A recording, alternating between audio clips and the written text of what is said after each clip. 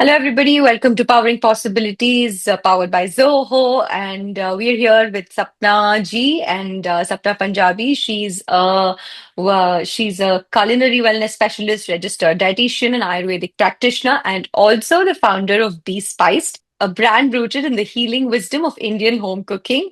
And her book Dal Chawal just released in 2025 January, and it's already making headlines. So welcome to Powering Possibilities, Sapna Ji. Thank you so much, Srividya. And maybe I'll try a little Telugu for your audience. I want to say Sure. Namaskaram, Mariyu and Ella Unaru. Did I say that correct? Yes, yes. Well, We are good. basically, I'm just so excited and to be here. Thank you. We're excited to have you as well and get to know about your journey, about the book that you wrote and the courses on Dal Chawal and how we can, the whole idea of how the plant-based food is being incorporated into our lives and can make a difference, right? Most of us usually don't think of it that way. So it's a new angle to look at how we perceive food, especially Indian food. Well, actually, it's a part of our life for centuries, for many, many years. I think somewhere down the road, we forgot our roots, or we are forgetting our roots. And thanks to all our moms and our grandmoms, that are the keepers of our tradition. And being here in Dallas for now more than 2 decades, and raising two American kids, I wanted to, my work centers around how do I connect the Eastern wisdom and my lifestyle I've been a lifelong vegetarian all my life, and also to leave behind something for the next generation, for my children and all the other children. That's a very noble thought, I would call it, Sapna ji. That's a very noble thought. And you So, can call me Sapna. You make me sound too old by calling Sapna. okay, sure, sure. I was just debating before this interview if I should call you Sapna or Sapna ji. I think I took Sapna the is more fine. Yeah. comfortable approach with Sapna ji, but sure. Sapna, so take us back to the very beginning of how this idea was planted in your, head about this journey of Dal Chawal, the book, or the cooking, this Bee Spiced. How did it start for you? So, what brought me to this country in late 90s was to do a graduate studies in nutrition. I was a dietitian back in India. I was born and raised in Mumbai, India, and I was a dietitian there. And I came to America to do pursue masters and in medical nutrition. So, nutrition was always a part of my background before I stepped foot here. I did my grad studies from Case Western Reserve University in Cleveland, Ohio, and then moved to Dallas. And I was trained as a neonatal dietitian. So I took care of premature babies and high risk pregnant moms at the Big Baylor in downtown Dallas for more Mm-hmm. than a decade. That was my Western training. I had a very fulfilling career being a neonatal dietitian, doing research and quality control in the neonatal intensive ICU. And then in that process, also during that time, I also was a young mom.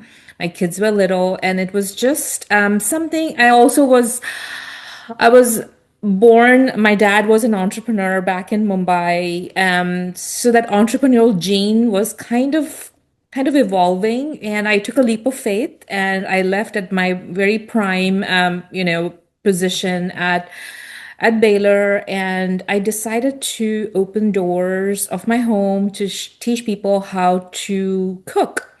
Being a dietitian, I've counseled thousands of clients. All of us want to be healthy. All of us, I mean, majority. I wouldn't say there's somebody who is consciously making an effort to be unhealthy. We all are striving to find our health journey, health goals. But I learned living here, it was very hard. People did not know what healthy meant. If it Mm-hmm. was healthy food, people would think, oh my gosh, it has to be fat free. It has to be, sodium free. I have to eat only salads. I have to eat multi-grain. And also, a lot of people associated healthy food to be bland, to not be tasty, right? But I would watch that when I would counsel people. And then also there was a lot of curiosity every time I ate food, at work. I'm sure a lot of us Desis experience that if we take food to our workplace or if we pack food for our Yes. children for school lunches, there's a curiosity about our food. And I have been a vegetarian all my life. I've raised my two kids as vegetarians. I've actually never even had cheese in my life. So I'm almost a vegan. People would always worry about my protein, about my nutrition. And I'm like, I got this, including my OBGYN, including, my doctors, they would worry about whether I was giving good nutrition. I'm like, yes, I am. And they would even check blood work. And I'm like, you can have a balanced nutrition through being a vegetarian. There are so many misconceptions around. I even see people, some of my Desi friends, they would, even though they were raised vegetarian, they would still allow their children to eat chicken nuggets at school, or they would say it's okay, they can have chicken because they need protein. And of course, food is very personal. Everybody has to make their own decision. But I don't think that is an accurate reason Mm-hmm. or sound reason for you to allow your children to have chicken nuggets, even though it goes against the way you were raised, just because Mm-hmm. you're in a different country and just because you want your children to fit in, whatever the reason is. I Yeah. don't think it's needed. So I think there was an amalgamation of a lot of these, a lot of people were asking me, I'm so tired of eating tofu burgers and I want to be vegan or vegetarian, but I don't know how. And I would tell them, I said, that's the only way I know how to eat food, and that's how I have eaten. So that was my first step in entrepreneurial journey, was to open my kitchen, to teach people how to cook. And that's where the journey began. I would get invited to speak. I started my line of products. That's where my brand beSPICED kind of got its own identity and kind of evolved around different different ways of showing people. So I Mm-hmm. say for the past now almost decade and a half, my focus has been primarily in culinary wellness. And also, I also dive deeper into Ayurveda because, all of us, all Indian home that practice traditional way of eating, no matter what part of Indian cuisine you practice or which part of India you're from, the roots is Ayurveda. Yes. Just that our grandmoms and our moms never said, I'm preparing a Ayurvedic meal today, right? Whether it's idlis and dosas or dal and chawal or roti, sabzi or achars or different things, different parts of the country. Our roots is Ayurveda. So that during that time, I also dived deeper and started formally getting trained here in Ayurveda. And so I am a certified Ayurveda practitioner. And that, Mm-hmm. it gave me a lot of answers that my mom would say, oh, this is how we do it. They're all of our moms and grandmoms at home Yes. would say, oh, have a little turmeric, have a little this, have a little kada. We all have those recipes, but they never said it's because it's an Ayurvedic recipe. Mm-hmm. It's the mom's recipe, right? All our moms, I Yes. think, are keepers of Ayurveda. And so by studying formally Ayurveda, I was like, how scientific the medicine is. And all our moms may not kind of tell us, oh, it's the dosha balancing, or it's good for us, it's a good rasayana. They don't use those terms. But also learning about Ayurveda, it was an oral transfer of knowledge for generations, from one generation to another. So I was really appreciative that I got a way to study Ayurveda formally. And so now I integrate Ayurveda and Western nutrition, whether I'm seeing clients or whether I'm speaking. So in that process, the seed of my book Chawal was getting sown, and that's how it got its birth. Because I'm like, I wanted to find a topic that kind of answers both my Eastern brain and Western brain. Also, Mm-hmm. I think it represents my identity and the way I eat every day. So, and It's so lovely. Every time I see a Desi or an Indian, look at the title or ask me, "Oh, what is your cookbook called?" and I say Dal Chawal, there's an instant smile Yes. because we all identify with this term Dal That Chawal so deeply. So that's kind of in a nutshell. I think it's a subcontinental comfort food, dal chawal. So I think Absolutely. you incorporating that name into your book itself gives a feeling of home. And also, I like how you turned your lifestyle into a passion and then turned it into a business. So that's very remarkable, Sapna. Thank you. Thank you. And so, who was this first person that you told about your idea of, I want to open my kitchen or maybe write the book or, work on this plant-based nutrition? Who was this first person and what was their reaction? Like, did you have a person that you spoke about this idea to, or was it just you? I don't think it was a person. It was something, a seed that was, it was like that Hmm. entrepreneurial spirit in me. Yes. I also realized, I could definitely continue my fulfilling career in the hospital, Hmm. but there was something that I lacked, was missing. Right. Also, it also allowed me. I was missing. To share my passion freely Mm. without any conflict of interest. When you work for either for a corporation or for any other, and if you are an employee in any, Hmm. and there is, you have to abide by that norms of an Yes. employer, right? And so I think that drive to be liberated and have that voice, and I can speak freely and share my roots and share my identity, which I've always done. I think that was a very, it was a self journey. I Hmm. think also I would say that instead of speaking to someone, I think my biggest motivators were my two children. It is because it was very important for me living in this my adopted country here in America. We all do our very best, especially in our Desi community, to kind of find different ways to hold on to our culture, right? Hmm. Whether it is celebrating festivals, whether it is wearing Indian clothes, whether it is, holding on to the language, sending our children to the temples, the schools at our Yes. school, we find our ways. And for me, food was that. And my children were growing, and they were asking different questions. Or why am I wearing kurta pajama, which we all Mm. identify with, right? Why am I supposed? I would pack them Indian food for their lunch at school, even though they both, when they were little, they both did their they did public school. So, my kids would pack dal chawal. They would have idli chutney. They would have roti rolled up in sabzi rolled up in a roti. So I think they were my motivators. Is I need to find a way that they watch me not only practice at home, but also sharing my culture confidently and freely to anyone that walks into our, Hmm. and not only in our home. I would have people sign up for my classes, but they have watched me speak at different public events. I have spoken at different places here in Dallas, and now I'm a vendor at Coppell Farmers Market. So now I Yes. also sell my products, and my kids are often with me. Um, and I see them feeling, it took them time because they're like, oh my God, my mom is selling spices at a farmer's market. There's always a little question.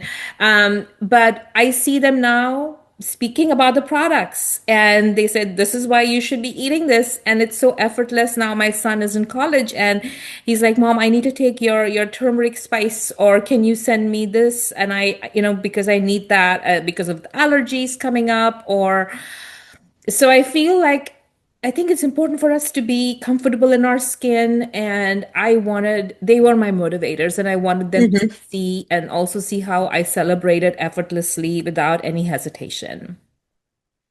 That's a lovely thing, actually. So, in this journey, when you were busy establishing your business and all of that, it's a long commitment. And to show up at a farmer's market week after week, trying to tell people about your products, it's a huge commitment in itself. Was the first they see at that market. and the first brown person at Kopel Farmers Market selling achars and selling Yes. masalas.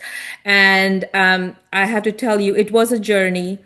And for people who wouldn't know how to even say the word achar or what is this chai masala, but it took me time, and now it gives me a smile every time when I have my repeat customers like, oh my gosh, I need two turmeric achar and I need one of your chai masala in this. And I'm like, are you really sure? You don't want me to sell it to you? You don't want me to convince you need it? So it definitely was a journey. Yes. So what kept you motivated actually? Because we all have those moments, right, where we question. You had a very fulfilling career and you knew that, by the end of this month, I'm going to get my paycheck. It was very organized. But once you step into these entrepreneurial shoes, it's again, you're questioning a lot of things through the journey. So what kept you going, or when did you realize that I'm on the right path? Yes, this is Uh, it for me. I think in our lives, I always tell my children too. I said money can only give you so much. There's only so much Mm-hmm. money that's going to give you happiness after you have whatever 6 digit, 7 digit money. You know, so I did take a path where I wasn't guaranteed a paycheck. I wasn't guaranteed an income. At the time, I was married, so there was some steady income from my ex-spouse. Mm-hmm. But even after now that I'm divorced, that was a huge change, right? Because now you're a single parent and your life is not gonna have that two income whatever Mm-hmm. family. I still continue to do that. I actually wrote the book post my life change. So the book was released, and so the book kept me kind of anchored in. Mm-hmm. And I feel like for me to continue on, it is just finding that purpose, um finding a purpose or your dharma or whatever it is. And I think once you kind of get that, the clarity kind of is what keeps you going. Mm-hmm. And so that is my motivation, is knowing that this is my path, and the rest will follow.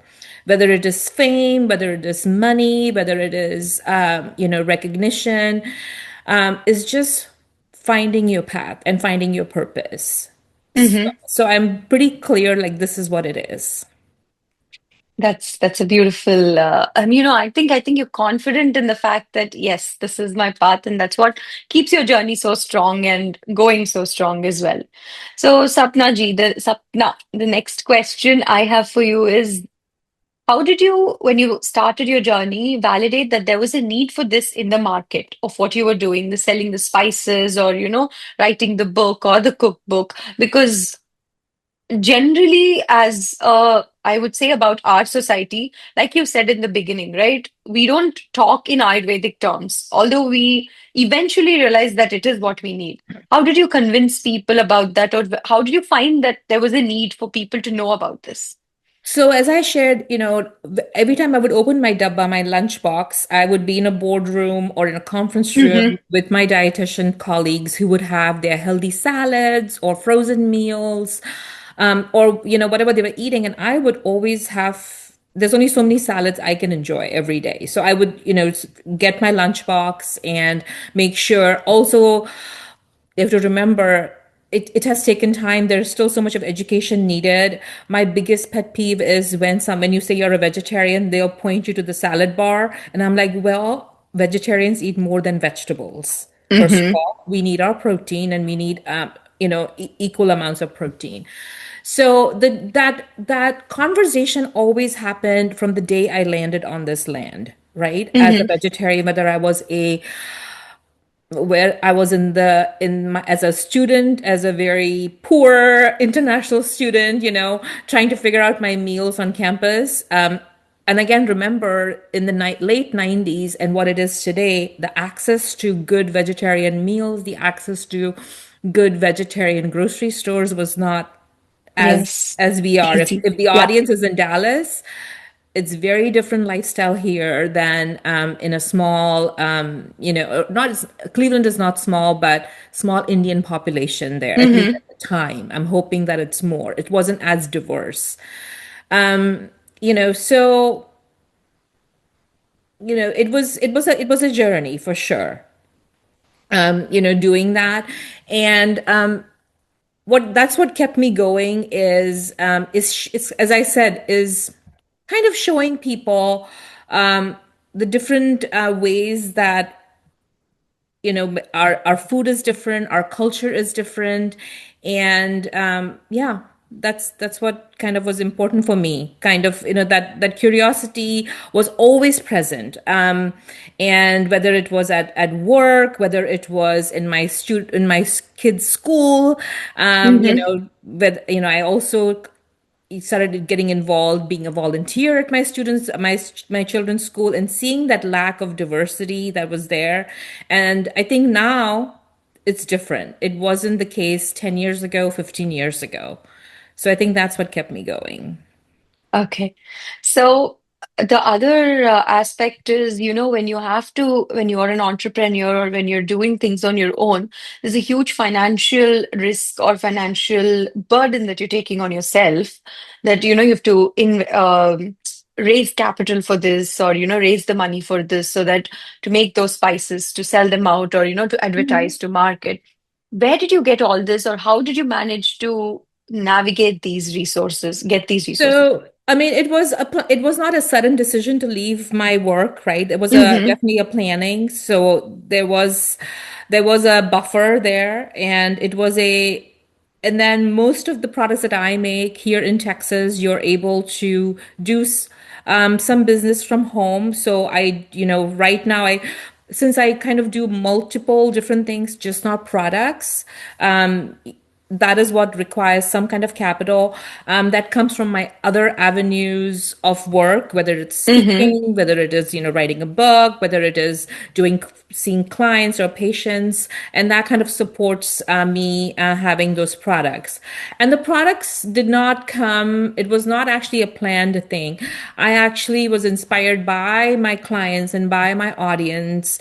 They are like, because I would talk about these spices all the time, and they're like, well, we want to try. And every in all my talks, I would always have a little sample for people to taste, because I always believe you can't just talk about food. You want people to experience it. And Mm-hmm. that's where the interest came. And once people experienced it, how, oh my gosh, this is how a masala chai tastes like. It's very different from what they get in a coffee shop, right? The chai So tea that's latte. where, yeah, chai tea latte, which again, we are saying chai and tea together. We know it's kind of, I Mm-hmm. always make fun as so you're saying tea, versus, it's just chai. So Mm-hmm. that's where the product line came into play. So I did not require so much of financial capital because I operate through something called Texas Cottage Law, which allows me to make certain foods from your home. So I think Mm-hmm. every state has different laws. So yeah, if it was my primary, like, or if I'm doing it's not a large scale, Mm-hmm. because I've always pondered about that. Should I go large scale or stay within? There are pros and cons to both, but as of now, since I do so much other things, all focused in culinary wellness, but different kind of arms. I Mm-hmm. often tell myself, I say, how you have the Durga with all the different arms. So it's like I have Yes. different arms of doing different things, all related to food. Though whether in the morning I'm like, am I making social content? Am I writing an article for for a publication? Or the last 2 years, actually the last 3+ years have been dedicated to writing the books. It was a big journey. Hmm. So yeah, that's the answer for your capital, because it was not my primary thing. Yeah. And, see, when you're doing this on your own, particularly, there's a lot of stress involved also, right? In terms of when do I get this done? How do I get this done? And about a lot of things. How do you handle this pressure as somebody? Because when you're talking about corporates, they have a whole team or they have people designated, delegated to do stuff. But with you, it's just you handling your business and talking to people, Mhm. convincing people. So how does that pressure get you and how do you handle that stress? So again, it all depends on everyone's personality. Mm-hmm. First of all, you need to have the drive to be an entrepreneur. So you can ask any entrepreneur, the passion has to come from within. And many entrepreneurs, I don't think not everybody wants to be financially comfortable, but I think the passion is what begins that first step. That's what keeps me going. As I told you earlier too, the whole drive to be having a platform that I can have my own voice, and having that independence, that was very important for me. So that are the couple of things. And then I think as a woman, I think we are multitaskers, all of us. So we are able to handle stress. For me personally, Mm-hmm. I actually perform better under stress. So all of us are different. As Ayurveda would say, we are made up of all the different five elements, and our personalities is what drives us and also helps us kind of excel in certain areas. And I think once you kind of work for at least for me, once, I don't think I can, it'll be very hard for me to work for someone else now, Yes. because, the identity is so strong, and it allows me, I think that waking up every morning and having the freedom to practice and share and teach and work and get paid for what I believe in, I think it's a very energizing feeling. It may not be as much financially as a IT profession or a doctor or whatever, but again, there's a balance between joy, and financial happiness. So I think we all have to kind of figure out what we need in our lives. There's fulfillment. So if you Yes. pursue your passion, there is fulfillment. Yes. And Yes. it doesn't have to be a big one, or not so much like, oh my Yeah, God, I have to again, make money that's very gross. subjective, right? Big can Yes, be big. The word big itself is very subjective. true. Very true. That's exactly. Sometimes people, think they're okay, I'm successful because I'm making so much money. But then, the fulfillment that you get when you're talking to people at Koppal Mhm. Farmers Market, or, go give corporate tuitions to people about dal Yeah, chawal or yeah. vegetarian food, whatever it is. It's just that little joy that you get. Yes, I'm taking my culture with Big me. joy, not Yes, little the joy, big big joy. joy. Sorry. Yeah. Mhm. So, Sapna, one last question for you.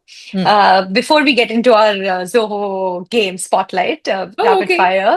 Okay. So, if you had a superpower at work, if you had you to get one superpower at work, what would that be for you? Is making vegetarian nutrition in the forefront. Yeah. Perfect. Yeah. Yeah. Okay, so And now giving animals on planet Earth a break. lovely. I'm a vegetarian too, so I concur. Okay. Okay, so now we're getting into Zoho Spotlight, which is Mm. basically a rapid fire game, and a few other games. I'll explain them to you. But firstly, let's get started with rapid fire, Okay. where I ask you questions and obviously you have to instantly answer them. So the first question I have for you is, as a vegetarian and also as a nutritionist, what's your guilty pleasure snack during late night work sessions? It's either ice cream or it's either potato chips. Two extremes. Yes. Okay. I thought you'd say something like avocado chips or something, but okay. Guilty pleasure, right? We Yes. all are allowed that. Yes. A good chocolate And ice cream. okay. Mhm. And what's the song that instantly lifts your mood? Well, today I've been today's 26th January. I love that we are recording today. So I think my one of my favorite songs is Lehra Do. So, that's what is keeping me motivated today. Good. And okay, because bee-spiced masala tea or coffee Spice masala tea. any day. Masala chai. Masala chai. Sorry Mhm. about that. No, no, And no. what's the one app on your phone you can't live without? Don't say emails, please. Not emails. Instagram. Instagram. I Okay, so love Sapna is a Instagram. very social person. Yes, Yes? yes, yes. And if I can just do a quick plug, if you're not following me, you must. I'm on Instagram, be.spiced, be spiced. And if you weren't doing this job right now, what's the other dream job that you'd be pursuing right now? if not for the Be Spiced? Like a travel host? Oh, that's an interesting profession. I'd love to interview then as well. Yeah. As a vegetarian travel host, As right? a vegetarian travel host, I still sometimes dream that. Either that or being on TV, having my own show. Hmm. That's great. I think you can still get into it. It's not, That is a dream. As I said, Sapna has big dreams. So definitely that's something that I would love to manifest. Um, I have, that's one of my manifestations is to have my own show. interesting. And we are looking forward to it as well. Hope you Okay. get to fulfill that dream very quickly. Yes, thank you. And what's a fun fact about Sapna that the world doesn't know? Some people may know, but I absolutely love to shop from artisans and crafts. So not ev I guess some people who know me know that about me. Actually, Hmm. my name for fun is maybe your audience doesn't know, but a lot of my friends call me Shopna because I really love to shop. Shopna. That's a cute name. Mhm. Okay, so now we enter into Zoho Spotlight's second segment, which is Startup Mythbusters. And before we enter into that, I have a question for you, which is if I were to come to your Kopel Market, Farmers Market store, what's the one item you'll definitely sell? You'll push me to buy, push a I think my customer. most popular one is my haldi achar. Mm-hmm. Or my chai masala. Haldi achar or chai masala. So anybody that's listening right now, haldi achar or chai masala is your go-to at Kopel Farmers Market, the spiced stall. Okay, the second segment we're going into is Startup Mythbusters, which is basically I give you a myth and you tell me if it's a myth or a fact or does it actually happen, right? So Mhm. suppose I say you need a perfect business plan before you launch. You say, nah, that's just, you just figure it out along your way, whichever it is, right? So the first question is, if your first product fails, your business is doomed. Such a myth. Okay. You must have a huge social media following to succeed. Myth. Entrepreneurs should work 24 by 7 to make it work. Yes. There is no, unfortunately for an entrepreneur, there is no closing time. You can't start a business without industry experience. Myth. Competition is bad for startups. Myth. Raising more money always guarantees faster growth. Myth. No. Only young founders can make it big in startups. Hey, no, I'm in my fifth decade. I'm 51. I'm almost 52. No. You need to have everything figured out before hiring your first employee. Myth. Okay. Lots If you of had, myths. yes, if you're, okay, I think I've asked you this question already, and you said you need a perfect, my question also, you need a perfect business plan before you launch. Myth. Great. So everything that the textbook says, like you have to do it, you've just said that it's a myth, Yeah. You need right? to dig deeper, I think, for anyone that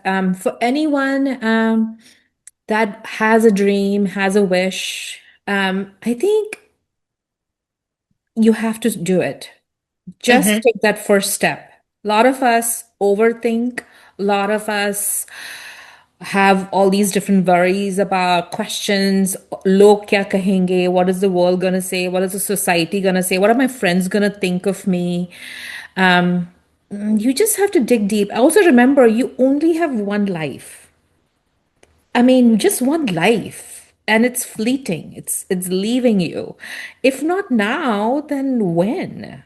When would you do it? So, True.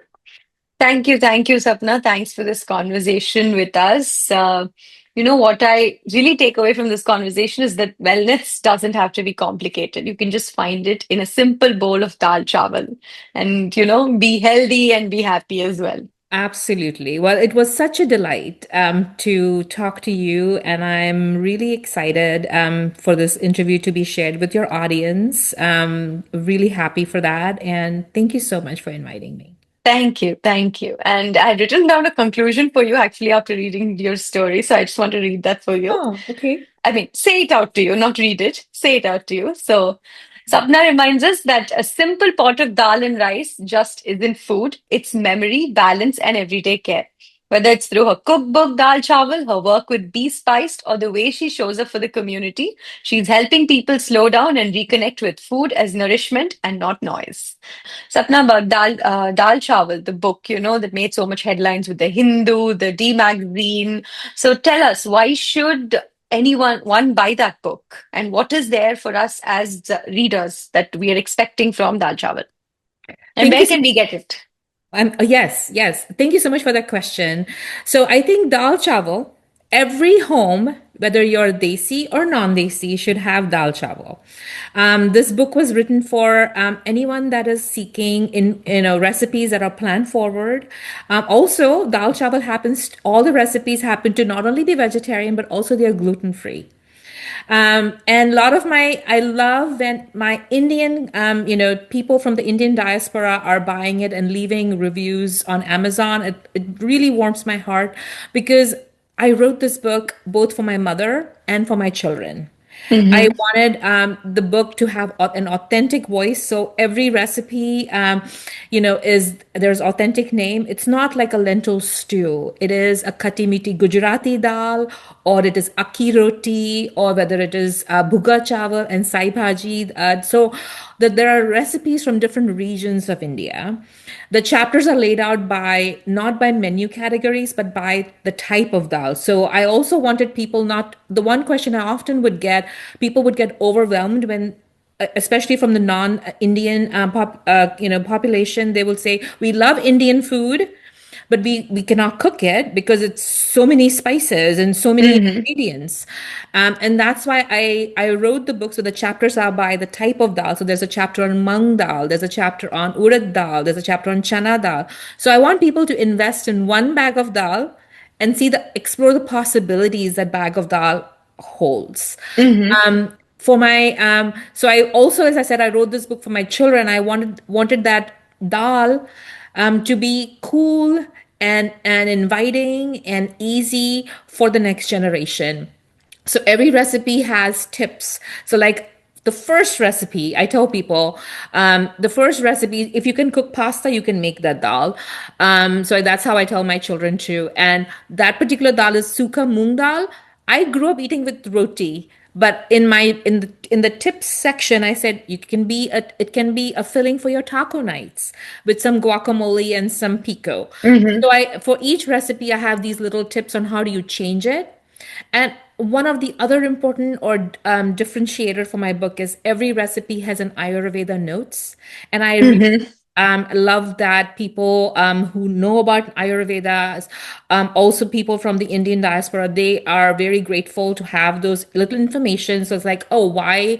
How do you change based on your doshas or based on seasons? So every recipe has an Ayurveda component because, as I said, I have an Eastern brain and a Western brain.